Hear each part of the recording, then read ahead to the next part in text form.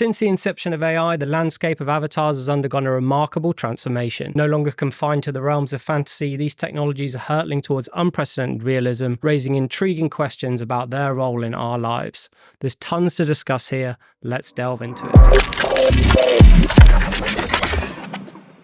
Before I begin, the opinions expressed in this show are my own and don't reflect the views of any of the companies mentioned. This show is for entertainment purposes only and should not be considered investment advice. Okay, AI avatars. There's been a lot of buzz in the news recently as several tech companies are making significant strides towards bridging the uncanny valley. Giants like Microsoft with their Project Facet 1, as well as upstarts like Nvidia-backed Synthesia and Benchmark-backed Heygen, continuing to push the envelope, showcasing avatars that are able to convey human-like emotions, all on the build-up to USA 300, with the OAP title on the line. What could possibly go wrong? Setting fear-mongering aside for just a moment, beyond the headlines, there are dozens of companies doing amazing things with avatars that rarely get the attention they deserve. One such example that caught my attention recently was the early-stage Andreessen-backed Neon Wild, that has built a platform that allows children to create 3D avatars of themselves and then allows them to play as the hero in various story scenarios. Now, I'm not sure if they intend to do this, but I could absolutely see them adding interactive, choice-driven narratives akin to Black Mirror's Bandersnatch, where kids can, in addition to just watching the content, make decisions and see the consequences of those choices, helping them to develop their reasoning and critical thinking skills. Another thing that is kind of intriguing about this company is their claimed partnership with DreamWorks, because it's not too big of a leap to imagine a future where you could create a feature-length animated film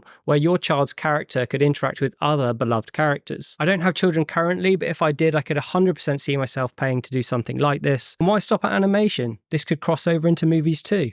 If they have Anthony Bourdain read his emails or create an entire movie featuring a deceased lead actor, then why can't I be Margot Robbie's hubby for 90 minutes? What this will likely look like in reality is celebrities who have already amassed huge amounts of social value, getting paid some serious dough to have their likeness applied to the face of lesser known actors. Goodbye body doubles, welcome body replacements, which beggars the question, what will DiCaprio do with all his spare time, I wonder? It's not just about lifelike avatars, however. Gaming companies are currently using AI to create NPS, non-playable characters, that you can have full-blown conversations with, because who wouldn't want to get to know their fellow NPS before going full Charlottesville? Moving on. In the world of media, where success often comes from possessing the most riz, we're seeing an interesting trend towards fictitious avatars representing larger-than-life characters and gaining followings and becoming influencers in their own right, opening up a host of economic opportunities. Two very notable examples of this. The first startup, called Superplastic, has amassed a leery gang of nonchalant characters like Filthy, Lil Ill, Janky, Gujamon, and DayZ, all of which are selling merch and doing high fashion collabs, appearing on the covers of global publications,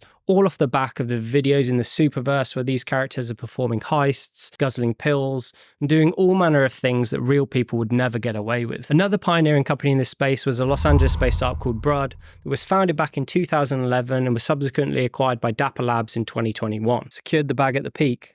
Respect. Brud were the creators behind a sexy robot influencer named Miquela, who started life as a 19-year-old Brazilian-American model and singer, possibly inspired by Vocaloid avatars like, I'm going to absolutely butcher this, Hatsune Miku? Vocaloid is a voice synthesizer software developed by Yamaha that subsequently became its own subculture. Of course, Miquela encapsulates all the free-spirited tropes often used to sell products. Convenient, right? And needless to say, she went on to gain quite the loyal following, appearing in real-life media and commercials, as well as having her own successful YouTube channel. Of course, the reality is that Miquela is not in fact a 19-year-old Brazilian model who is both horny and gay.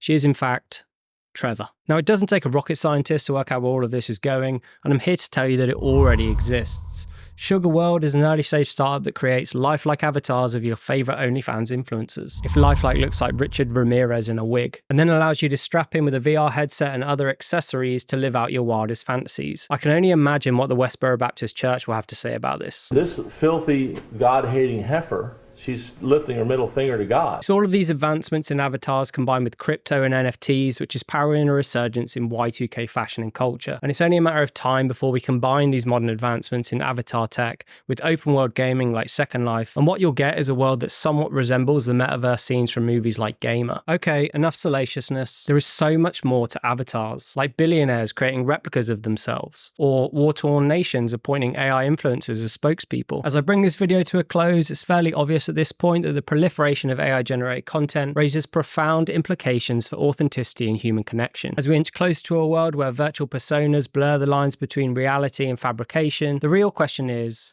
Will real-life interaction become increasingly obsolete? Or will we use these technologies to further strengthen our relationships and connections, leaving heartfelt messages for loved ones, or making near-perfect copies of ourselves to act as virtual companions for grieving loved ones? The answer is anybody's guess, and as we stand at this pivotal crossroads, the only thing we know for sure is that the choices made by today's entrepreneurs will undoubtedly shape the landscape of tomorrow. I hope you've enjoyed my thoughts on the subject of AI avatars. There is so much to talk about in this space. I'll have to do a follow-up video in the future, and I've no doubt missed so much of the interesting things that are going on. So let me know your thoughts in the comments. But for now, and until next time, peace.